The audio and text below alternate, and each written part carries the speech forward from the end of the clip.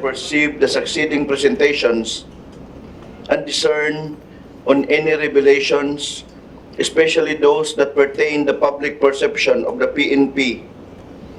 Grant that everything that transpires herein have your blessings, and may your blessings enable us to institutionalize our conceived system that would promote the general image of the PNP organization.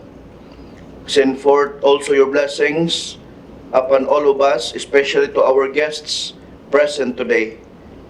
By your ever-saving grace, may their presence give us confidence to perform our best for the betterment of the PNP and the legacy of its leadership.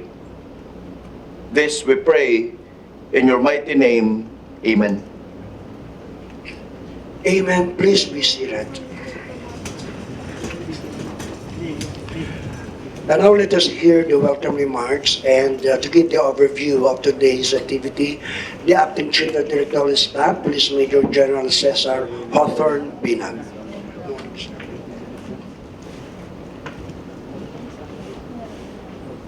He saw, he came, God willing, he will conquer, or we will conquer.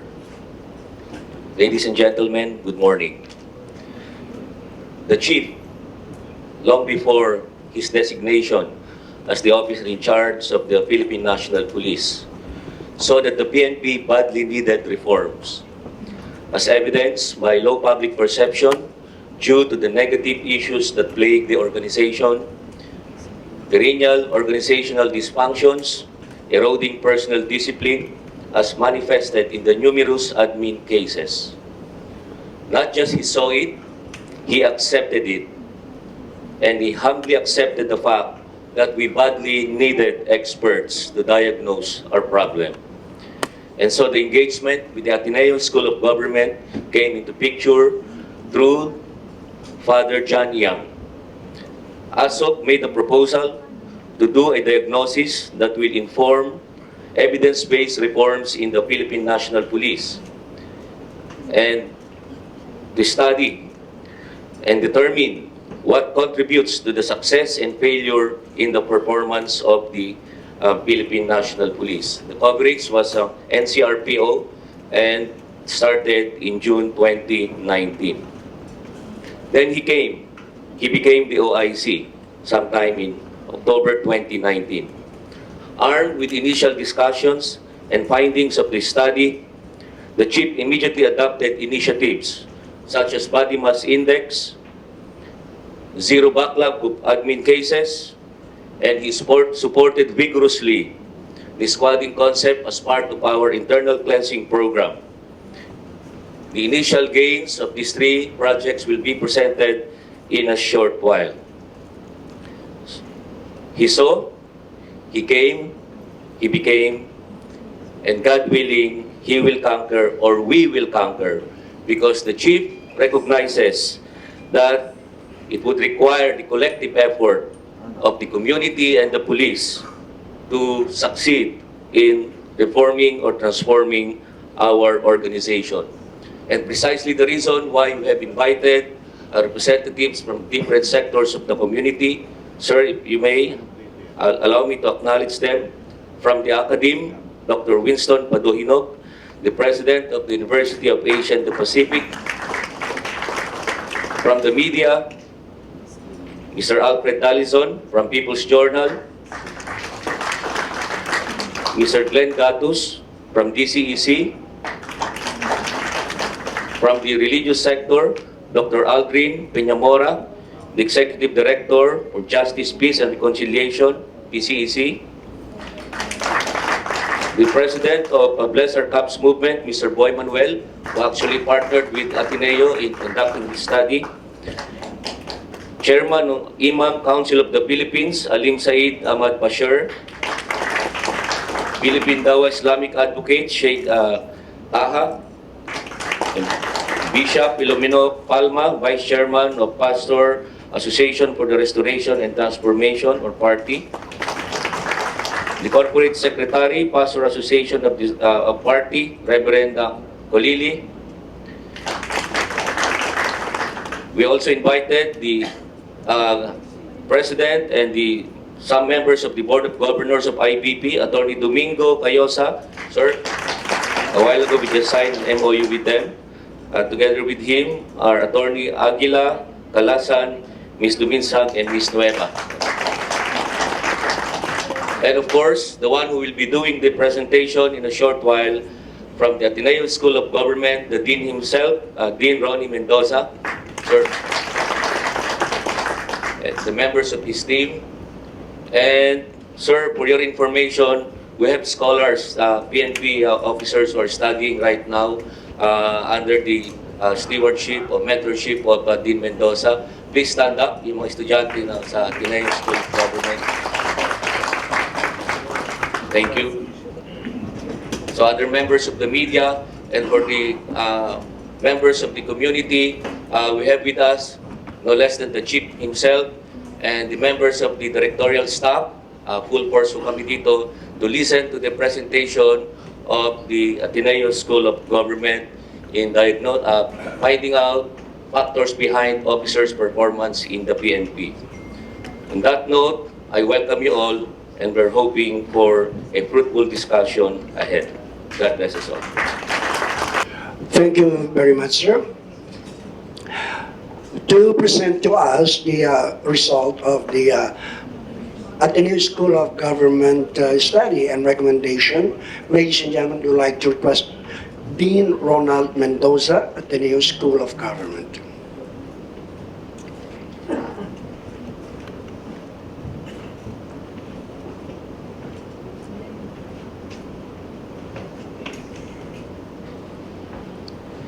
In his oath-taking as the 23rd Chief of the Philippine National Police, General Archie Gamboa, a lawyer, addressed his over 200,000-strong organization with the following challenge. Simulan muna natin ang pagbabago sa ating mga sarili.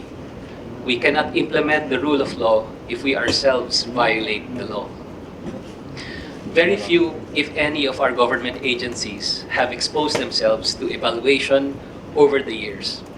The PNP leadership has taken the bold and unprecedented step of partnering with the Ateneo School of Government to empirically examine the possible root causes of governance failures in the PNP ranks.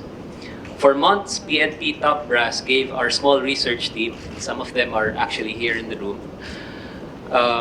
unprecedented access and cooperation to undertake research on police performance.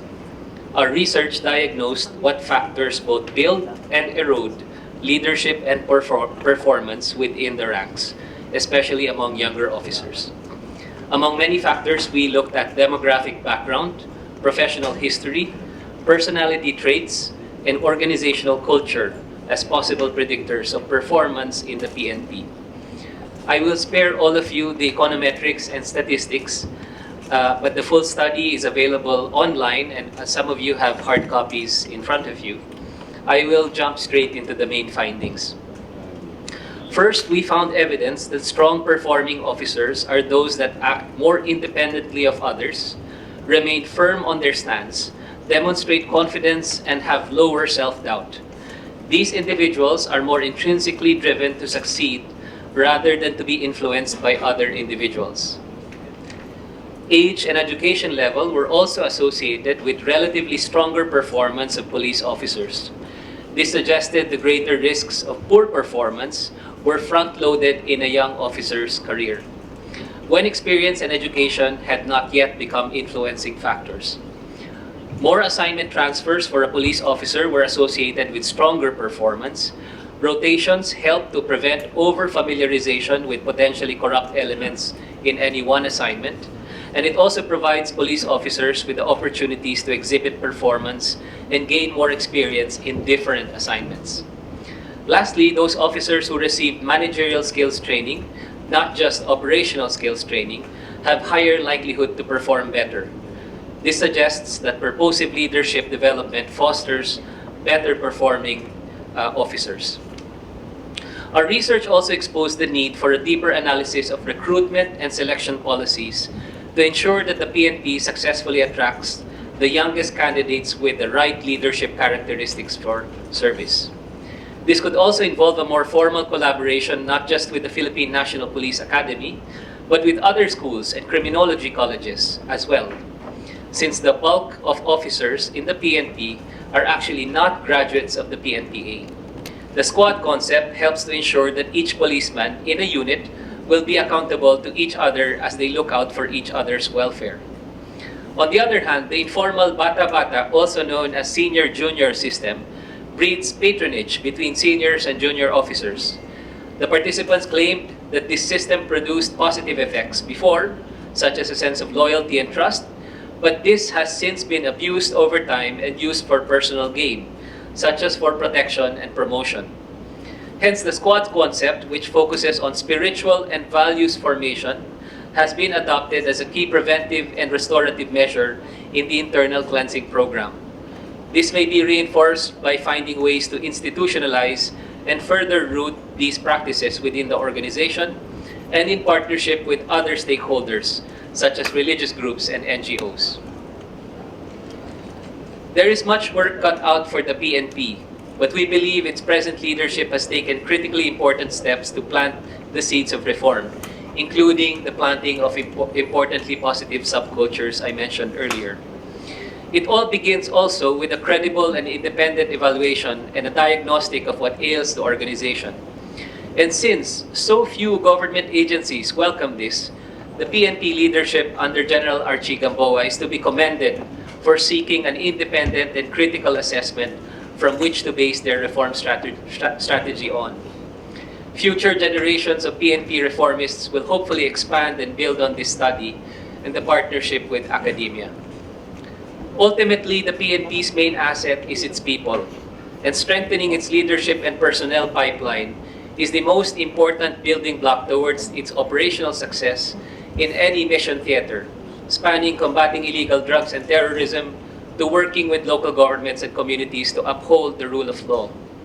The PNP's fight against corruption is most likely its most critical battle in years to come, because public trust and cooperation is the most crucial ingredient for more effective police work today.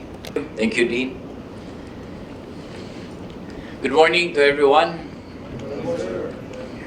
Police scalawags, ninja cops, or protectors have always been the public perception among police officers, despite significant gains of the PNP against criminalities, illegal drugs, and other lawless activities. It's time to say enough. The public must know the relentless efforts of the PNP leadership in cleansing its ranks to gain higher level of confidence by the people. We fully understand that public support for the police is important for successful policing. Not only is public support fundamental to the legitimacy of the police, but it is also important for enlisting the public in efforts to reduce crime. Even some people show support to the PNP and satisfied with the way police performs its duties. Still, majority of the population reflects that not all segments of society hold equally positive opinions. The question why the confidence level of people is low, that continuously hounding the PNP, made us humbly sought the help of the experts from the academe to properly diagnose the dysfunctions and other key factors contributing to problem in the PNP. Thus, we commissioned the Ateneo School of Government to conduct a research study to map out some of the main factors that both build or erode key leadership qualities and performance in the PNP. Based on the results of the study, the following key recommendations were included. Revisit organizational culture to be more pragmatic and responsive. Effectively cascade the positive organizational culture through change management. Strengthen and elevate good subcultures through effective oversight on leadership and mentoring. Adopt strategic human resources policy, such as development of an evidence-based competency framework and creation of an academic consortium to study and improve recruitment, and create a central data set monitoring and informing leadership and development policies. The said study will be a useful tool for us to identify the priority actions required to address the stigma of lower public perception to police officers. Moving forward, we will continue to transform the whole PNP, targeting the mind, body, and spirit, not just of individuals, but in the perspective of organizational change. We will ensure to consistently implement our internal cleansing program to ensure the poor performing officers are called out of their system together with sanctions for repeated misdemeanors. Through the internal cleansing program, we hope to address the negative view of the public and to finally elevate our service reputation.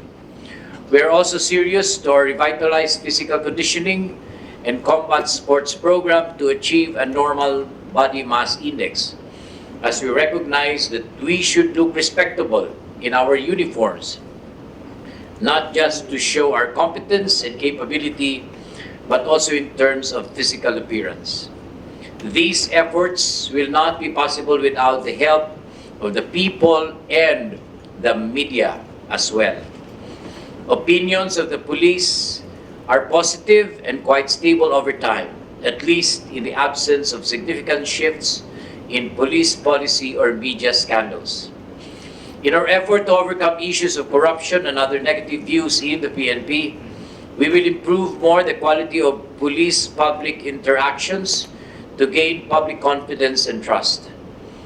Under my leadership, we will write a new story that will optimistically reflect and shape to an effective, action-driven, and motivated PNP. In order to employ the key recommendations of the study, the PNP has crafted PNP Project TARUNG. The word TARUNG is a Visayan in my own dialect, which means to behave, and is the root word of katarungan.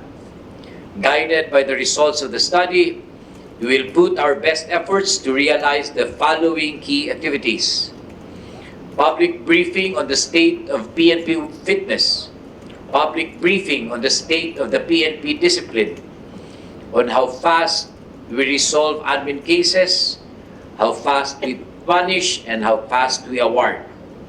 National Summit of Squads Leaders and Life Coaches as part of the PNP squadding system, with the Directorate for Police Community Relations as the Office of Prime Responsibility. Launching of all-female units. Launching of academics consortium to study and improve recruitment, particularly in feeder schools, with the Directorate for Personnel Records Management as the OPR, and the development of the PNP competency framework with DPRM and the Human Resource and Doctrine Development as co-OPRs. Once fully implemented, the project will undoubtedly lay the solid foundation towards the realization of our sincere desire and goal to write a new narrative of the PNP, a drug-free and corruption-free police force.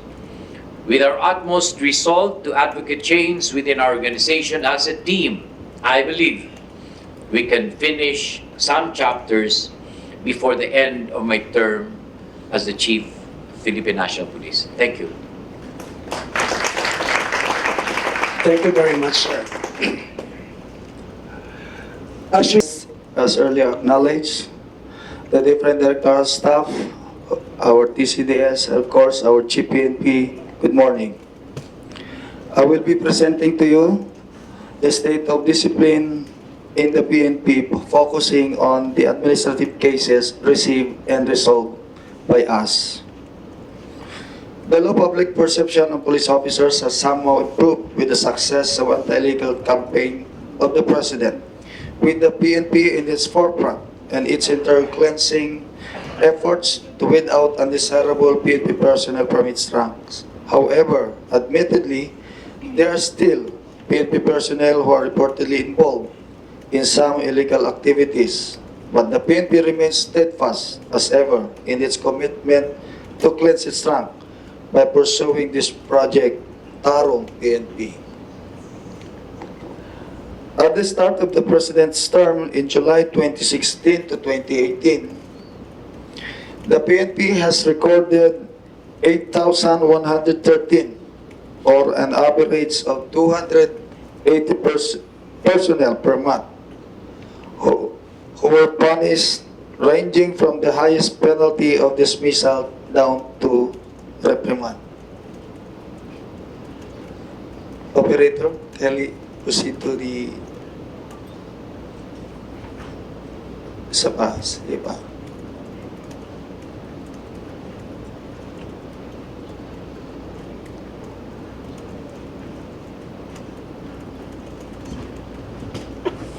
There's a matrix, not that one.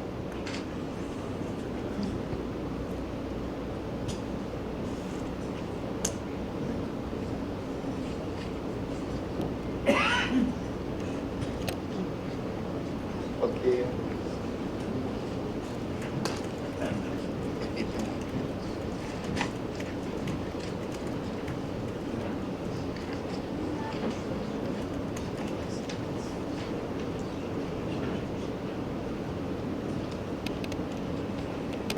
Delay. Again, at the start of the President's term in July 2016 to 2018, the PNP has recorded 8,113 or an average of 280 personnel per month who were punished ranging from the highest penalty of dismissal down to reprimand.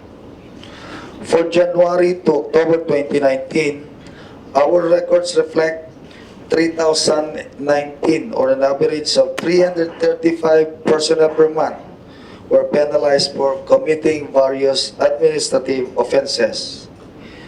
When our Chief PNP assumed the post of OIC PNP on October 14, 2019, he ordered to fast-track the resolution of administrative cases and declare the dockets of the PROs and in issues to strictly implement the zero backlog of administrative cases.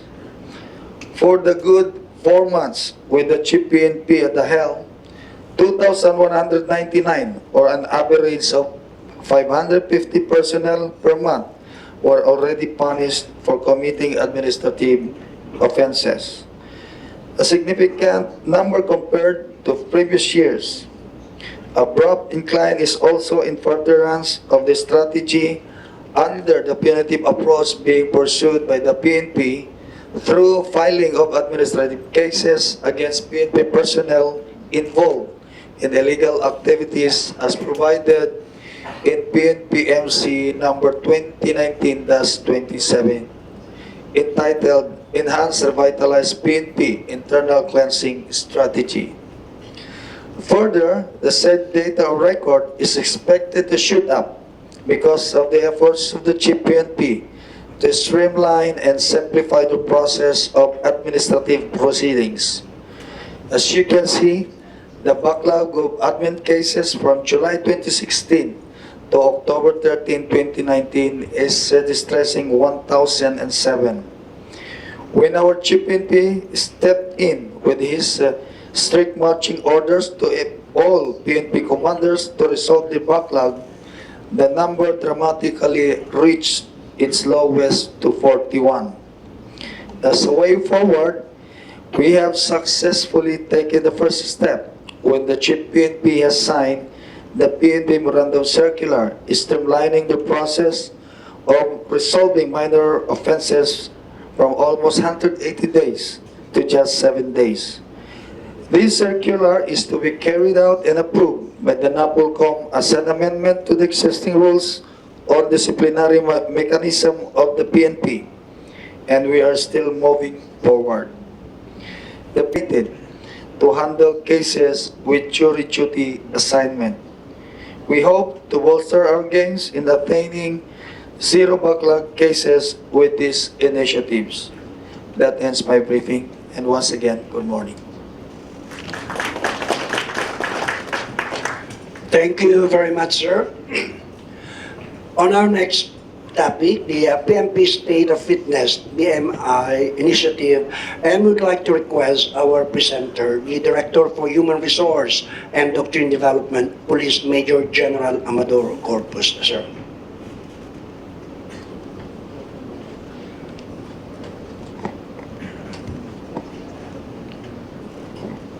Magandang umaga po sa ating lahat. I will be presenting the PNP Body Mass Index as one of the focus directives of the Chief Philippine National Police. It was an instruction when he was designated as officer in charge, and now a focus directive when he assumed as the Chief of the Philippine National Police. Again, of course, the intention really is, aside from its being part of criticisms, but for policemen to have a healthier life or a healthier lifestyle, and of course, for the families, for the benefit of the families of the police force. And again, the chief also keeps on saying, for us to enjoy life after our retirement, of course. So, in 2018, the PNP Health Service noted that for policemen above 40 years old, 73.64% are overweight. So this comprises overweight, obese 1, obese 2, and obese 3. There was an initial evaluation of the body mass index last October 2019 when it was a directive of the Chief PNP, and Health Service found out that there were only 47% with normal BMI based on WHO standard, meaning to say there were about 53% falling under the category of overweight. So again, PNP personnel must have proper bearing to be more fit and credible, as they say. Then we have the existing annual physical examination and the physical fitness test program of the PNP. So the PNP BMI will support the annual physical examination and the physical fitness test that's being conducted. Then of course, to promote a more healthy lifestyle. So again, the body mass index. Next. So this was the start of the study conducted with TWG, of course, with the PNP Health Service. Take note that under the WHO standard, it does not qualify age. So regardless of the age, from age 29 below up to 51 above, the standard is from 18.5 to 24.9. So last October, the chief instructed us to come up with an adjusted BMI range, of course, giving premium to age. Because as we grow older, medyo nagbabago yung metabolism or the efforts that's being undertaken. So initially, we came up with 31.5, the second column. Then it was too masyado raw mabait. Then we come up with 29.5 and still mabait pa rin ng konti. Then we settled at 27, from 24.9 to 27. You take note that for ages 29 and below, it's the W standard pa rin. So once you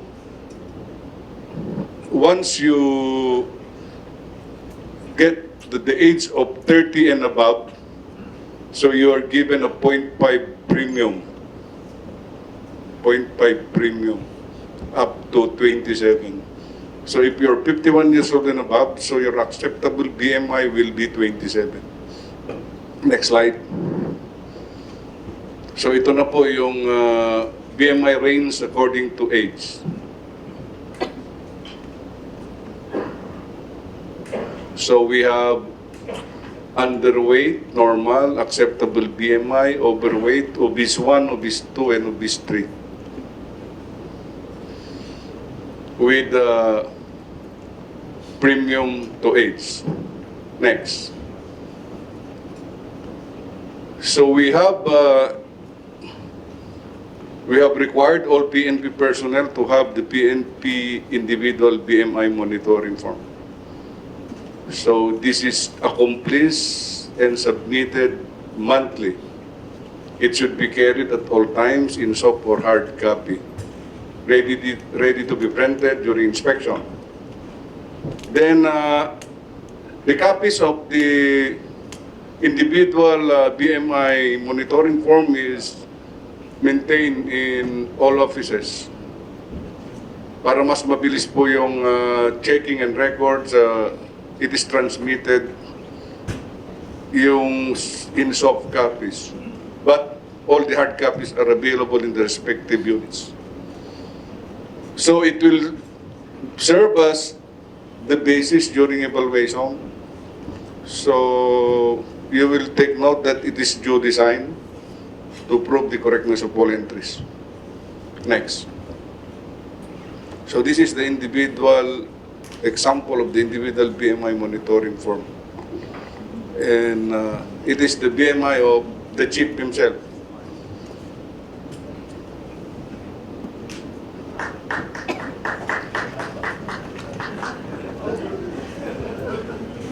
So the chief has a BMI of 27. I think we came from Butuan yesterday. He gained something, so 27.3, I think, now. So under WHO standard is overweight. But with PNP acceptable BMI, his body mass index is PNP acceptable by age premium because he is 55 years old. So ganun po yan. If you go back to the matrix, pasok po siya dun sa premium ng 51 years old and above. Next. So aside from the individual monitoring form, we have the Bmi Monitoring Matrix of all units, police stations, provincial offices, regional offices, NSUs, including the D staffs, including the Office of the Chief PNP. So it is submitted every first Friday of the month. So it is a part of the individual commander's evaluation rating and the unit performance evaluation rating. So we are having a monthly and quarterly monitoring and evaluation. Then we are monitoring the efforts of all unit commanders and head of offices in complying to the BMI as one of the focus directives of the Chief PNP. Next. So this is a sample of the BMI monitoring form that is being accomplished on a monthly basis. So as of now, as of January, we have 53.58% with normal BMI. PNP acceptable.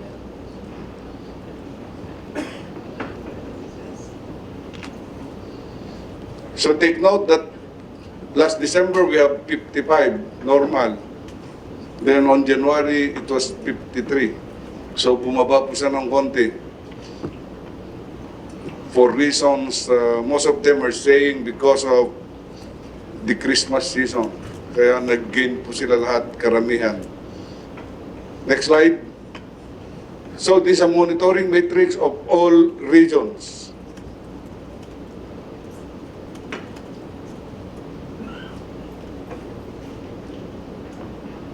Next slide. Then we are also monitoring the improvement of every personnel in all regions. So we have a directive of 2 kilograms weight loss for all overweight every month, at least. So they are being evaluated every 3 months or every quarter. Next slide. So for the month of February, shown it. Next slide. Next slide. And next slide. So the BMI initiatives being undertaken. Next. So shown are the different initiatives undertaken by the different units. So we have the police clinics in Region 8 during the last command visit. We have also the police clinics every Tuesday and Thursday. Then at the right upper portion is the BMI evaluation and physical fitness during, I think that was 2 weeks ago, for all those applicants or the PNP personnel applying for schooling. Next slide. Next slide. So the BMI initial results. Next. So again, if you try to compare November 2019, December 2019, January and February 2020,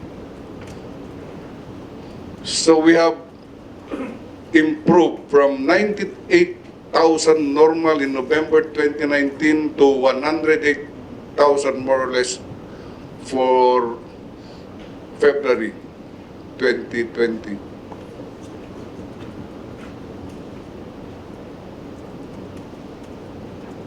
So there is an improvement of normal or of about 10,000 police personnel as a result of the program. Next slide.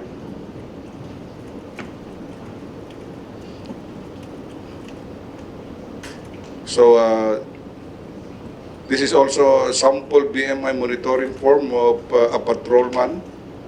Next slide. So starting from November, nag-reduce po siya from 98 to 89, about 9 kilos. So, backslide, pakibalik. So from obese 2, naging obese 1 po na siya ngayon. Next slide. Next. So these are some of the results that were sent to us from 100 kilos to 89.73 kilos of Police Corporal Suson for 15 days. Next slide. Also from 86 kilos to 72 kilos, 14 kilos reduced from November to February 2020.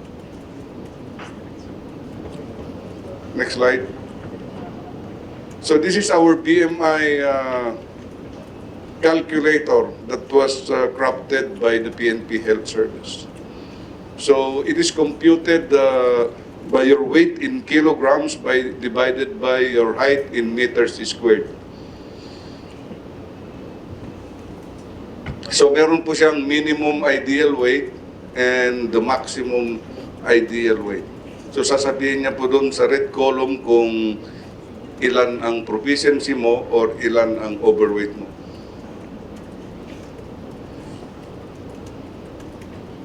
This is also a requirement for all unit commanders to have this in their own calculator. Next slide. So this is some of the programs that intervention packages that was designed by Health Service. Next. So, yung 2 kilograms po na required per month, this is based on this as recommended by the Health Service. So, the rate of weight loss daw is between 1 to 2 pounds each week. So, pwede po Healthy naman po daw yung 1.5 to 2 kilograms per month weight loss. Next slide. So these are the sanctions that will be given for individual police personnel. Pwede po namin siyang i-charge for less grave neglect of duty once na walang improvement for for 1 or 2 quarters. At the end of the first semester 2020, all overweight personnel with unsatisfactory compliance will be assigned to respective admin holding center to undergo the necessary intervention program. At the end of every quarter, all overweight personnel with unsatisfactory compliance will be charged of less grave neglect of duty. Unsatisfactory compliance meaning there is no improvement on the BMI form from December, January, February, and March. Next slide. So we also made unit commanders responsible in monitoring their respective police personnel in all stations and offices.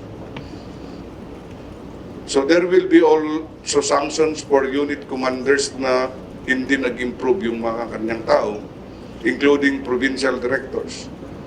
Because relief of commanders, chiefs of police, the provincial directors will also be liable, as well as the regional directors. Next. So the corrective program, PNP personnel who failed to attain a normal BMI and shall undergo a fitness package program certified by the health service. So after medical and physical evaluation, which must perform and strictly comply. If said PNP personnel fail to attain the ideal BMI at the end of the period of his fitness package, he shall undergo an extended program. Next slide. So again, BMI as requirement for mandatory schooling. We are finalizing now the command the memorandum circular.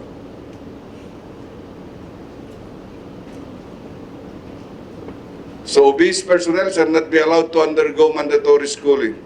While overweight, pinagbigyan po ni Chief yung mga overweight because this is a new directive, but they must comply with the BMI once they finish the course or schooling. Next slide. Again, this was already brought to the SOOPB in bank. For all applicants for promotion, they should have a normal BMI. Kinonsider din po yung overweight. But we will be evaluating their individual monitoring form to see if they are complying to the weight loss program. Next slide. For all lateral entry and the PNP recruitment program, so PNP acceptable BMI for all applicants. Next. Again, during the command visits that we conducted or the GPNP has conducted, there were issues on like this. Gamay na police pero himsog. Meaning, yung mga maliliit na magagandang katawan. So, the PNP Health Service has come up with a premium of the waist circumference cut-off.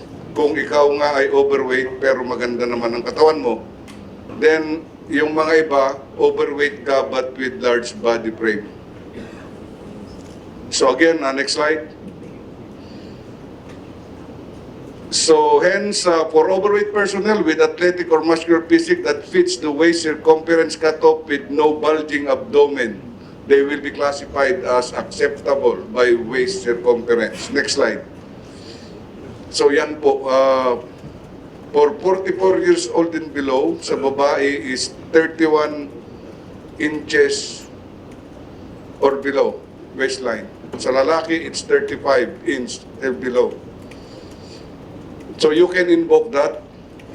Sa 45 years and above, it's 32 for women and 36 for men. Pag pumasa po sila dyan, then that is acceptable by virtue of waist circumference. The other one that we adopted as recommended by the Health Service is, next slide. This is an example of the waist circumference. So overweight po siya. Then invoking yung waist circumference of I think 35 with next slide. Next slide. Back. So acceptable acceptable BMI by virtue of waist circumference. If you will compute, his waist is 89 centimeters. I think that is 35 inches. So sakop po siya nung waist circumference premium. Next slide. Ito naman po yun, the other premium given by the health service, which is the body frame size. So the body frame size is computed by your height in centimeters over your wrist in centimeters. Dapat po pumasok kayo sa paglalaki, it's below 9.6. Pag babae, it's below 9.9. Dapat po pumasok kayo sa large frame category next. Yan po. In order to invoke yung frame size. Next. Next. Next. Yan po. Hence, for personnel with apparent large build with no bulging abdomen that classifies as large frame, dapat pumasok po siya sa large frame. Then there is another computation of 10% of the median of their ideal body weight based on PNP acceptable BMI.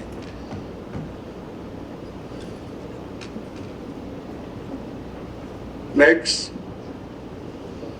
So, pagpasok po sila doon, that is acceptable by large body frame. Can you go back to the BMI calculator? Operator? Pakibalik doon sa calculator.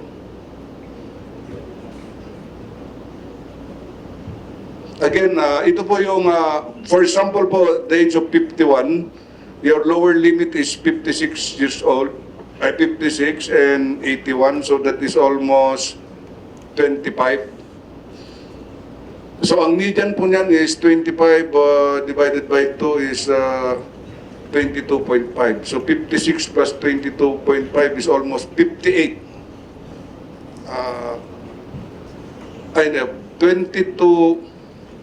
25 divided by 2 is 12.5. So 56 plus 12 is 68. Yun po ang median nun. Yun, you get the 10% of 68, that is 6.8.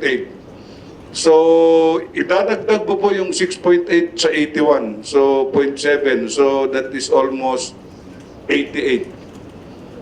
So, ibig sabihin po, authorized po siya, acceptable weight hanggang 88. So yun po yung premium ng large body frame. Kung pasok po sa doon sa category na yun. So again, we are finalizing the memorandum. We are just taking into consideration kung lahat, including all courses in schooling, will be kung kailan matatapos or until the first semester. So I was tasked to ipasa uli yung kwan and give them until first semester, promotion, schooling. Kasi may mga mag-graduate ng March of April and they want to extend it for the whole first semester until June. That ends my briefing. Maraming salamat po at magandang umaga.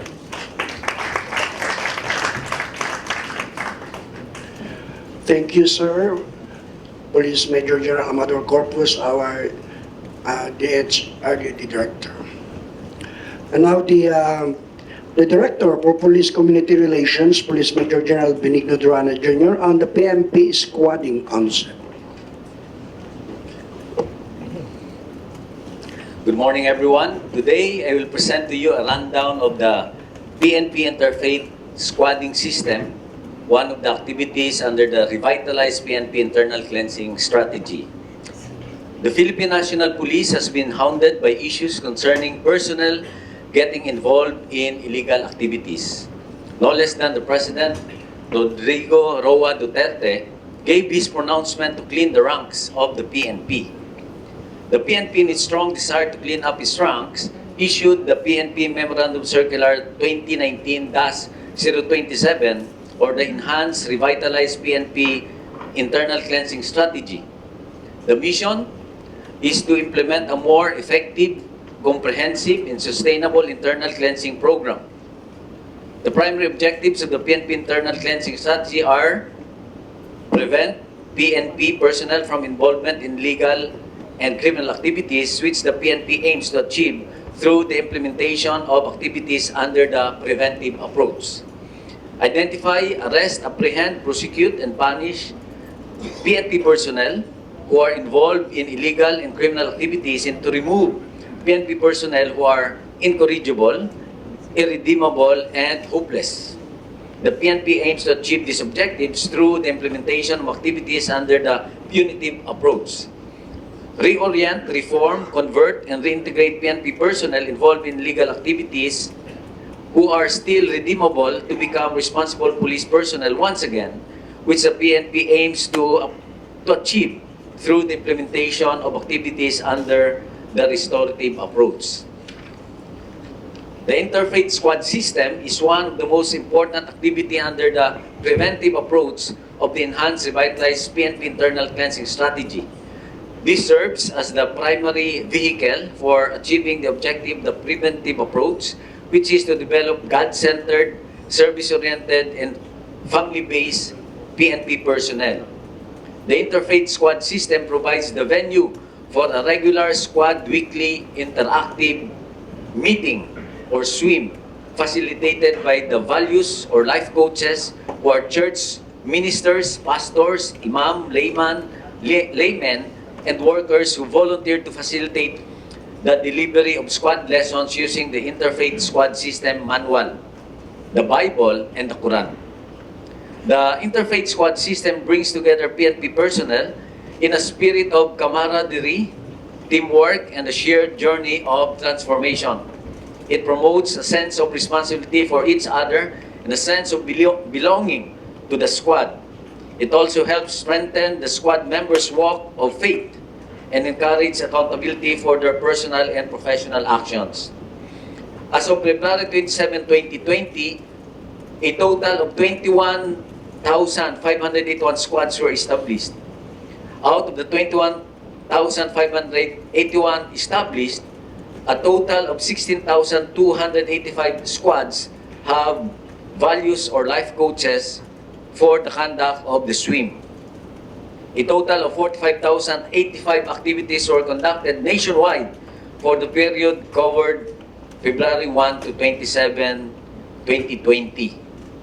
The PNP's mandate to keep the community safe is a daunting task, and recognize the truth that we cannot deliver unless we overcome our inadequacies. We need the support of the community to make our organization more capable, effective, and credible. Above all, we need the Lord for wisdom and guidance. For it says in Psalm 127 verse 1, unless the Lord builds the house, its builders labor in vain. Unless the Lord watches over the city, the watchmen stand guard in vain. Maraming salamat. Thank you. Thank you very much, sir. And now, ladies and gentlemen, for your reaction, issues, and concern, I shall now turn over the control of the proceeding to our DCDS. Police Major General Cesar Walter Binag, sir. Thank you, John. The first one who will be giving his reaction is from the Academe. May I now call Dr. Winston Padohinok, the President of the University of Asia and the Pacific. Sir, you have the floor. Good morning, PNP Chief Archie Gamboa. Thank you very much for inviting me and making me a representative of the Academe. Given that, I will try to give my response in light of an academician. But first and foremost, I would like to congratulate the institution, especially headed by your leadership, for its daring and unprecedented move of allowing an outside party to evaluate. I just can imagine how many of the gentlemen here would like to ask their spouse to evaluate their strengths and weaknesses. If you are brave enough, you just imagine that. I can just imagine asking my spouse, what is my strength and weaknesses, and get the feedback. No? But one thing unique about the presentations I have heard today is that the approach on dealing with the issues of the PNP in relation to its perception it's an ecosystem approach, which is the correct approach, no? Because there are two out of three important tenets of governance. No? One of them is the governance of the family and the governance of educational institutions. An agreement, or perhaps working with universities and academic institutions that supply the manpower into the PNP is very, very important, because the quality of the manpower will, to a large extent, depend on the quality that are produced by our educational institutions. So it's a good move, and at the same time, invoking also the spirit of the family, because the schools are there not to substitute the formation of this future manpower of the PNP, but the family is the primary educator of this manpower. So it's a correct approach, as what presented earlier by Police Major General Bong Dorana. No? And one thing also I like to congratulate the PNP as institution is the push for transparency. You know, when somebody is under the light, the person tends to behave. No? That's why when the light is turned off or they become red, that's like they call red light districts, they tend to misbehave. But it is very important. The first important step for institutional transformation is also transparency. So we have seen that the PNP is striving. The first two objectives of the program of the PNP chief is very clear. Public briefings, for example, is a form of transparency. So transparency allows the constituents to see progress on the projects of the institution. So that's why there's a lot of what we call self-imposed pressures in order to achieve these objectives. And as presented earlier in the study, it's key that the recruitment process should be looked into, because if we're here to transform them, it will take a lot of energy. If the recruitment process from the very beginning is already very good, then it will at least improve or help the project of transforming the PNP. So the recruitment process is very important, but we have to remember recruitment is just one. No? So recruitment, education of the people in the organization, and formation. Formation is also supported by the initiatives of the Project TARUNG. No? For example, when it talks about coaching and mentoring, no? and squad formation, it's very important to always have that constant formation. And finally, as I have observed, the formation that we see here that is being espoused by Project TARUNG is holistic and multidisciplinary. You know, so when I say holistic, we're not just talking about physical, you know, like the BMI, you know, but what we are noticing is that there are also spiritual, cultural, and moral formation.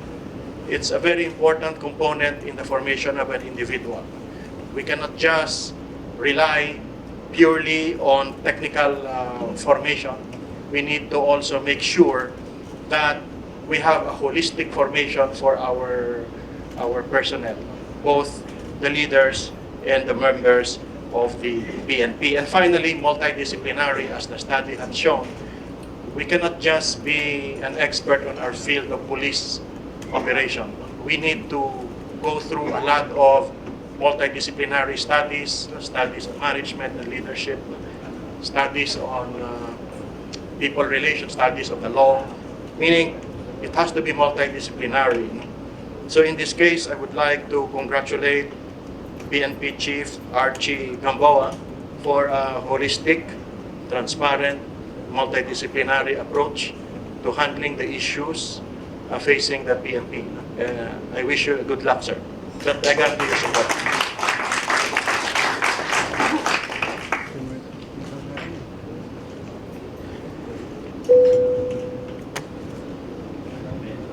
Thank you, sir, for that powerful but encouraging words, challenging as well.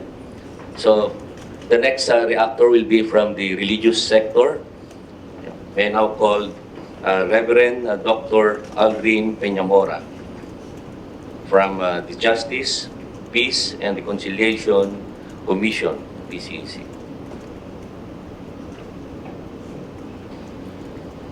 Good morning, General Archie Gamboa, General Hawthorne, Binag, and also Dean Ronald Mendoza, and to everyone, to all the distinguished guests. It is an honor to be invited and present a perspective from the religious sector about this wonderful initiative by the PNP regarding Project TARUNG. The word itself, TARUNG, as our PNP chief said, is a root word for katarungan, and in the biblical perspective, katarungan, which in Hebrew is mishpat or tzedakah, is a key component for the ruler, for properly governing the country, so that kings or the meleks were expected to discharge justice, because without justice and katarungan, the nation will not go well, its direction. So the name itself is for me, I find it a very enlightening perspective on the initiative. And I would like to mention two famous military leaders in the Bible. One is David and the second one is Samson. Just a brief word about them is that Samson, as we know, possessed awesome strength, physical strength. And David too, he was a wonderful fighter, a skillful fighter, but then Samson, as we know, lived a life of immorality, and his moral compass was just off the chart, so that he, instead of fulfilling his destiny as a leader of the nation, he was bounded and even became blind, and he was just captured. His strength was diminished to almost nil until the last moment of his life. In contrast, David, he was skillful, but then his skill was founded on something deeper.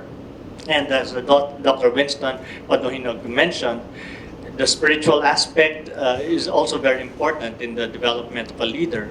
And that was the advantage of David, because although he was not as strong as Samson, he was more founded on following God's word.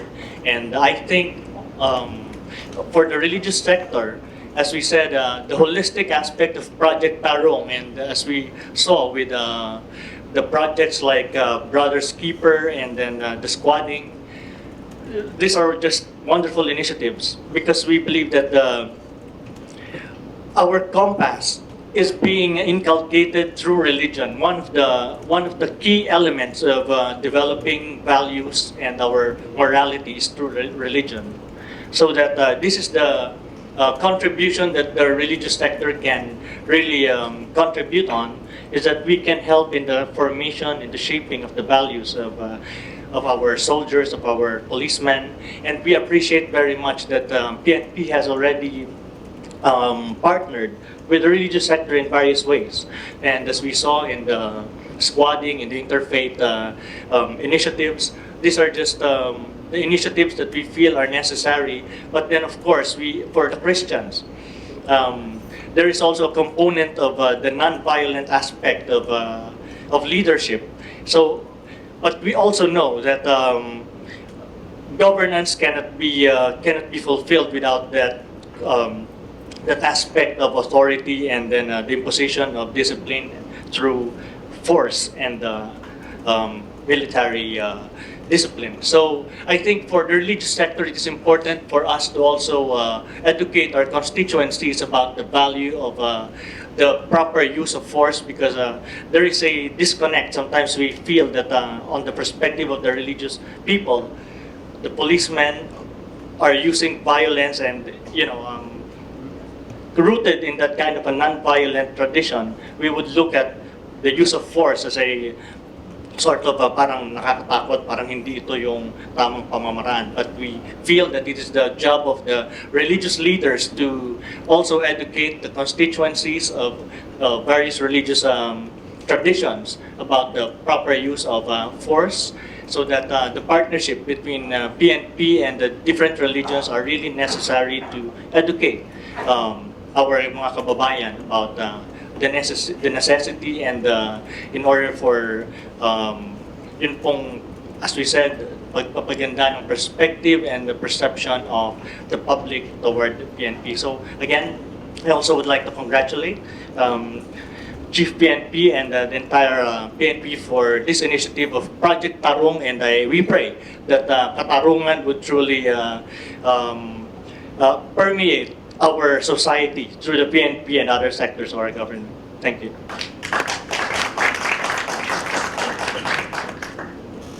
Thank you,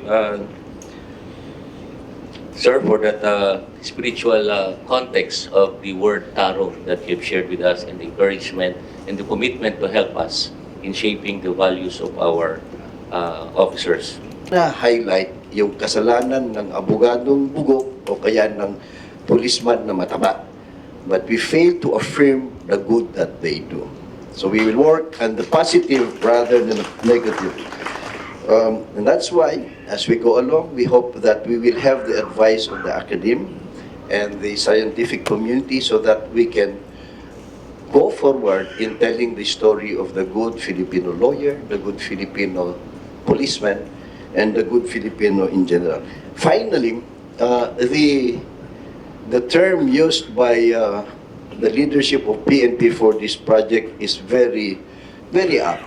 Project Tarung. I think it reflects the background of Chief Archie, and I know there are many lawyers in the top positions of PNP. Let's work together.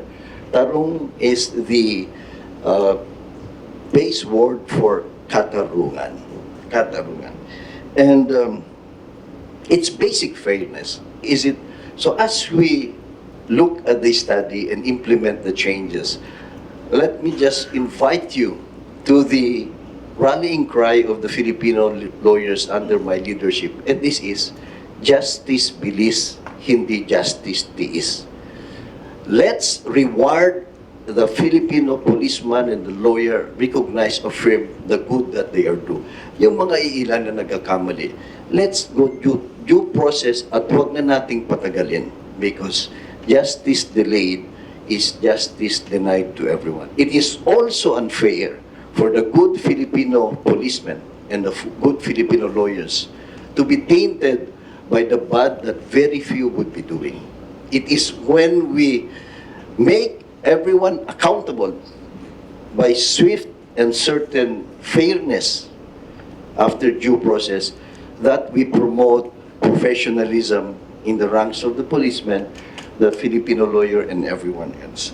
So we will work with you, General Gamboa. We appreciate the inputs of the academe, and we are confident that despite the limited time, we can do more, better, and faster in our respective organizations. Thank you very much.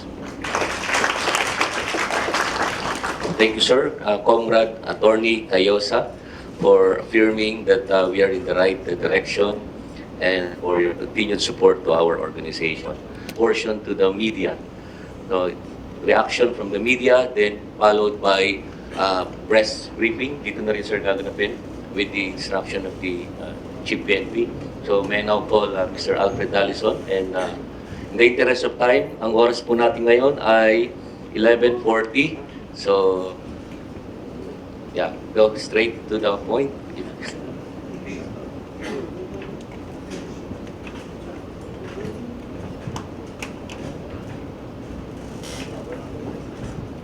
Thank you, sir. Good morning. First of all, I would like to congratulate the Ateneo School of Government for a very well-researched study on the PNP. The study in particular mentioned the need to improve the training in the PNP. And my question is for the chief.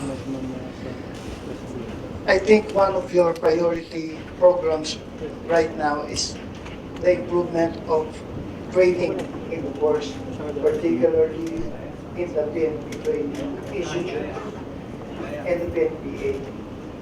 And with that comes the program on the BMI. It's good to hear that General Corpus mentioned the right and just BMI program. Hindi meron kayong mga study na ginagawa about that. My question to the chief is, how soon can you institutionalize the BMI program that there will be a real order that it will be carried out in the next leadership? Because to Sir Archie, he will go down in history. First, it was General Lacson who had his 34 waistline program, and then now you have your BMI program. If you will institutionalize it, it will be a permanent fixture in the field, and that would be a very good positive approach for the police force. Thank you. Ang intention ko talaga is healthy lifestyle. It started with that concept. So sabi ko, hindi na ko na i-allow yung police na mag-schooling mandatory. Pero sabi ko, yung office, pero yung overweight, kasi yung schooling namin sa mandatory would average around 3 months to 1 year. So malaki ang chances that yung overweight in 3 months, he can actually meet his BMI.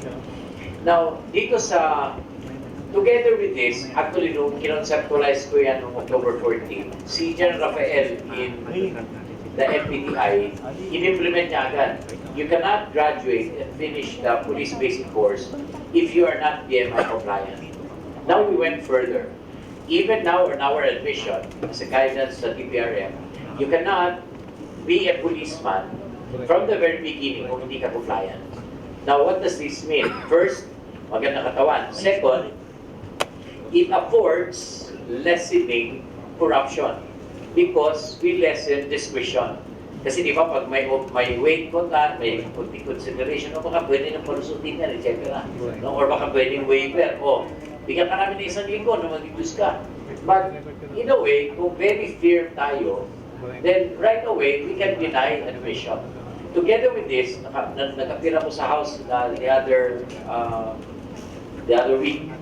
We're also going through a legislative, kasi legislative talaga ang remedy, to lessen the height to 5 and 5'2" without waiver. Kasi ginawa na yan ng AFP. Again, pag nag-5 to 5'4" ka with waiver, papasok na naman yung corruption. So even before the start, kasi alam natin may nabibiling certificates which can justify actually your waiver. No, so hindi pa na nagsisimula, si policeman na aplikante may utang ng 100,000, may utang ng 50,000 because of that. Pero kung isukat natin 5'2", wala ng waiver, then again, it will lessen corruption, it will lessen discretion. Tapos dito sa recruitment, as much as possible, we're adapting what NCRPO did. No? Lesser human intervention when it comes to evaluation of test results in all stages of recruitment. Kasi ako, I believe, no, I'll be 38 years in the service come April 2. Pag lagyan mo talaga ng discretion, doon talaga kakaroon ng corruption. So, as much as possible, kung anong pwede namin matanggal na discretion, then tatanggalin namin. Now, on the part of the PNPA, I actually will be telling Ateneo School of Government to also study PNPA. No? Just like PNP, in every environment, meron talagang nadidevelop na subculture. And I think the head of the PNPA now, General Chiquito, has actually started the subcultures identified in the PNPA. No? So, pinag-aaralan niya na, and probably dito yung i-match natin yung revisions ng kanilang program of instruction purposely to avert that. And i-strengthen natin yung good subcultures. Kasi even in this study, we have found out different subcultures in the PNP. That's why we have to know it to squarely address it. When we went to the different regions, the source of commissionship in the PNP are only three. First, PNPA, which is around 150 to 200 per year, rose from the ranks. SPO4, or Police Chief Executive Master Sergeant, pag inabot niya yun, then necessarily he gets promoted. But you get an average of more than 45 years old, or even 50 years old officers, police lieutenants. Now, there's another one, lateral entry. Ang lateral entry is, ang naging prinsipyo ng PNP is PO3 and above. So at an average of more than 10-15 years in the service, then they get the officership. They're being commissioned as police lieutenants. But when we went around, we visited at least 4 regions. Ang sabi nila, sir, we need younger lieutenants. No? So, if you go to the PNPA, yes, you get young lieutenants, but an average of 150-200 per year. No? You don't get young lieutenants when you promote SPO4s, no? Because they have average 45 and above. And pag i-cap mo yung promotion mo for lateral entry, same, you get 45 and above. Sabi ko, I'm thinking of an idea. If we get officers from PO1s, di ba? There are around 10,000 PO1s. If we just get 500 of that, the brightest, the strongest, one with very good ethics, probably make an intervention of 3 to 4 months schooling, then necessarily you immediately produce 500 young lieutenants, averaging ages 21 to less than 30. And imagine how we can motivate others, no? Para na rin siyang contrast. It's actually a challenge, kasi sabi ko nga kay Dean, and then later on, let's compare. Was the performance of these 500 young, brightest criminology students who came from other criminology schools, from PNPA, from Rose on the Rocks. No, this is for the future generation, for you to study the effect. But ako, I believe with the proper interventions, we can do this. So ito yung naisip ko, of course, naisip namin dito sa PNP, sa sources of commissionship, and then sa sources ng PNCO. It's a very big challenge, pero ako, I still believe. Sabi nga ni Cesar, Sir, yung nag-assume ka noong October 14, anong nag-assume siyang Chief of Staff, I think a month ago, 90 lang yung utos ko, no? But I think after 2 weeks, umabot na ito ng 122. But if you plot yung mga utos ko, more than half are with human resources. Because I believe that if you have a very strong, every policeman counts, then operations would be very easy. If these people understand how to operate it with ethics, with evidence-based, then I think we will have a very effective police force. And hopefully, I can start the few chapters of this narrative, as I have told you. I cannot change this overnight, no? But in my last 6 months, starting today, because I only have 6 months, I'm retiring by September 2, hopefully I can start putting the initial chapters of this narrative. And it's up for the younger officers to continue this. But I will tell you, I will prove to you that we are on the right track. Pag pinagsalita niyo ko buong araw, di mo? Thank you. I hope that answered your short question with a very long answer. Thank you, sir. We have last two reactors, Glenn Gatos and... Okay, sir, tsaka ito po kay Dean. Ito po ay isa lang malaki talagang problema na ito po ay aking po na-encounter. Because meron po kasi sa akin po nagsumbong na dalawa kong nanay na ginagawang panakot ang pulis doon sa mga bata.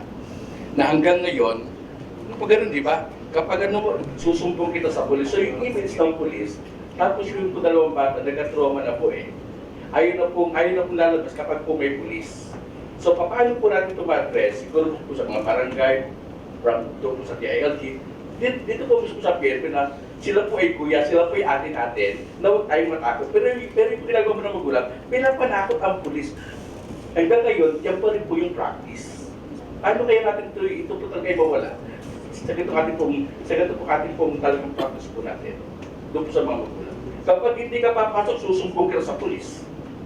So, pinapanakot ang pulis. So, dapat ang pulis, siya po ay kakampi natin, di ba? Dapat doon pala sa bata, alam niya, si kuyang pulis, si ating pulis, yan ay kakampi ko. Hindi eh, ginagawa pang panakot. So, paano po yung ibig talaga ng pulis po? Doon po sa kabuhat, doon sa mga bata. Kasi po, mayroon na po nagkakatroma eh, na ayaw na pong lalabas ng bahay because may pulis. Sir. Changing the culture in the PNPs should be a collective action effort. It's an ecosystem. Part of the challenge is what we ourselves as citizens create. And as you mentioned, kung propagate po natin yung negative image ng police, ganyan din po ang kinakalakyan ng mga bata. But I must emphasize that in recent events, for instance, with terrorist threats are there, palagi ko po, alam nito yung nangyaring ito na yung mga bata po ang nakakita doon sa mga ibang mga mukha doon sa area. Doon nag-try po umakyat yung Abu Sayyaf. Mga bata po yan, yung nakaspot ng mga terrorists and they reported it. So, ang gusto po siguro natin palakasin, hindi ka tatakbo from a policeman, tatakbo ka towards a policeman, especially when you need help, especially when there are threats and risks. And I think we all have a role to play here. I'm not downplaying the challenge of corruption in the PNP. That needs to be stopped. And the many other reforms that the organization needs to do. But they should not be pushed on their own. We have to help them in order to effect that change. So, thank you. Thank you. Last react, Janet. Please. Janet, hello po. I host the PNP program sa Radyo Pilipinas, which is the government station. One of my reactions would be yung launching of the all-female units.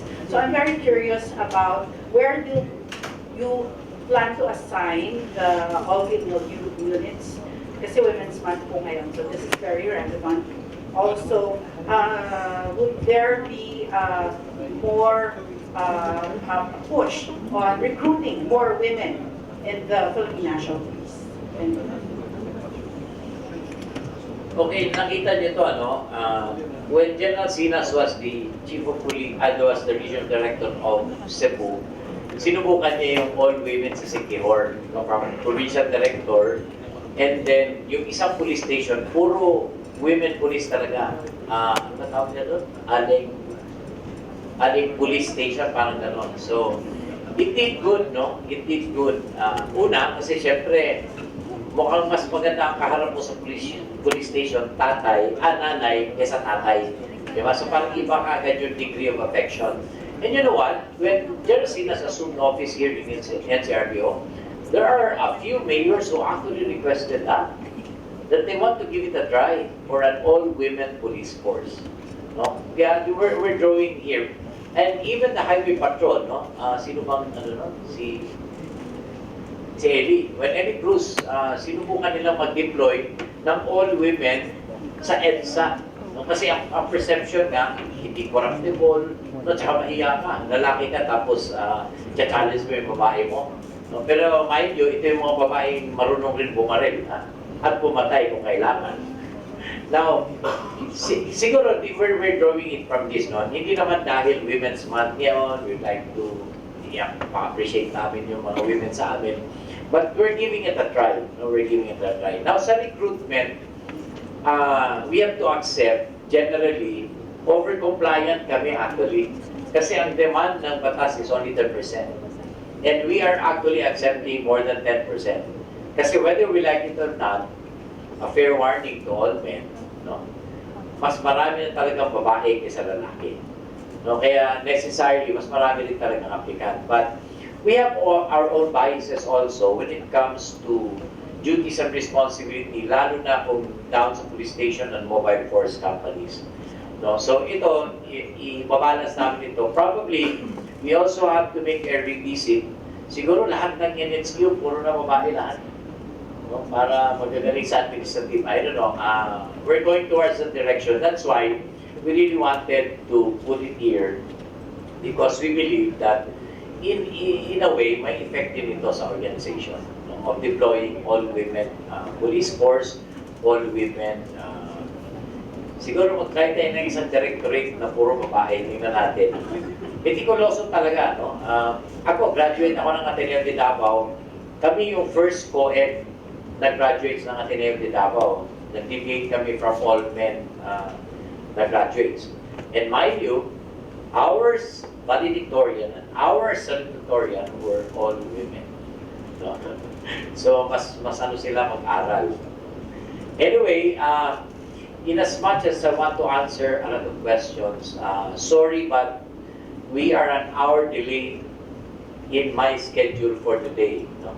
I have a scheduled donning of ranks. The families are there. They all came from the United States and sa abroad pa. They really wanted me to officiate that. So we are an hour late. Sa media naman, I hope you would understand. Siguro si PIO na lang would answer your questions. Anyway, he is as good as me. And marapit na rin siyang i-confirm na maging abogado. Kasi kung magsalita siya, parang na rin siyang abogado. So, in that, I'd like to close this forum. And of course, for behalf of the Philippine National Police, I'd like to thank you for coming over here. And yes, we really need your help. We really need your help. And in the last 6 months, hindi ko naman sinasabing tapusin ko to. Masimulan na natin so that yung mga susunod ng GPNP, hindi na siya mangangapa at may maganda na siya direction. Thank you very much and a pleasant good morning, everyone.